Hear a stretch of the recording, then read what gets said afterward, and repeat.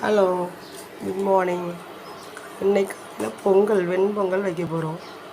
வெண்பொங்கலுக்கு தேவையான அரிசி, பருப்பு, சிறு பருப்பு, வத்தல், பூண்டு, மிளகு, சீரகம், மிளகு பொடி கொஞ்சம். சளி இறங்குனால மிளகு முழுசு போட்டால் தூக்கி வெளியே போட்டுருவாங்க. அதனால் கொஞ்சம் பொடியை ஆட் பண்ணியிருக்கேன். இங்கே தண்ணி ஒரு சைடு கொதிச்சிட்ருக்கு. கொதிச்சோடனே தண்ணி கொதிக்கணும். கொதிச்சோடனே அரிசியை தண்ணியில் போட்டிருக்கேன். தண்ணி கொஞ்சம் நிறையவே வைக்கணும். கொல கொலன்னு இருந்தால் தான் பொங்கல் நல்லாயிருக்கும். அரிசியை தண்ணி கொஞ்சம் வேக விடணும். வேக விட்டுட்டு நெய் எண்ணெயெல்லாம் வச்சு தாளிச்சோன்னு இறக்கிட்டோன்னா வெண்பொங்கல் ரெடி. சரி, இப்போ தண்ணி கொதிச்சோடனே அடுத்து அரிசி போடுவோன்னு. அதுக்கப்புறம் சட்னிக்கு தேவையான மிளகா,